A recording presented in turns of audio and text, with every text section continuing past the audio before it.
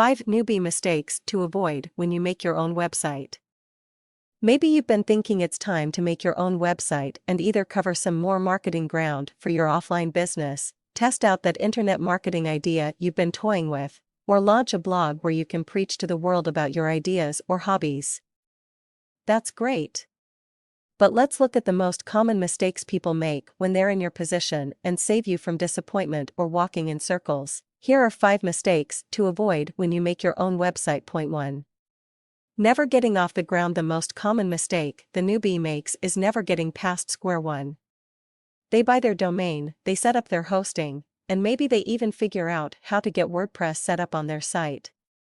You know what, it's great you've gotten started, and these days it's so easy to get online that you really have no excuse to leave your ideas on the back burner. But it makes no sense to clutter the web with unfinished sites and leave your ideas floating out there somewhere in the ether. The truth is that even basic WordPress design has a learning curve. It's gotten easier than ever, but you should be willing to put some effort into it and be prepared to struggle to make it work. There is plenty of advice out there on the web to help you out whenever you get stuck. Leverage the power of Google and YouTube videos anytime you don't know something. It's really that simple. Point 2. Not allowing access to the search engines. Another simple mistake people make is not allowing Google to access their website. When you set your settings in WordPress, make sure that you set the privacy to "I would like my site to be visible to everyone," including search engines like Google, Bing, Technorati, and Archivers. If you don't, your site will block the search engines, and that means no organic traffic. Not exactly a good idea. Point 3. Paying too much too soon. You're probably pretty excited about getting out on the web, especially if you're venturing out into internet marketing, as opposed to being an established business, and have never done this before.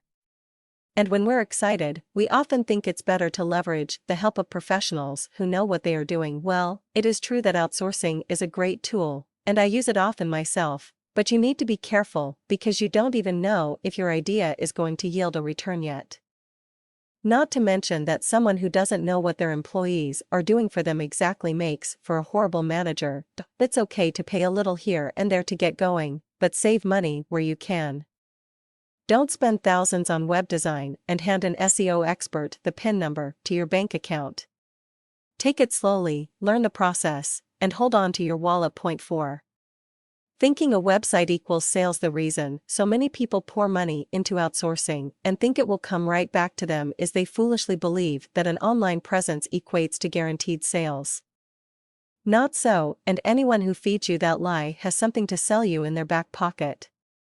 Once you have a website, you need to drive traffic to it, and the traffic better be qualified. Point 5. Thinking traffic equals sales even once the traffic is coming. However, you need to be ready for it, and that's why you don't want your site to look too amateur.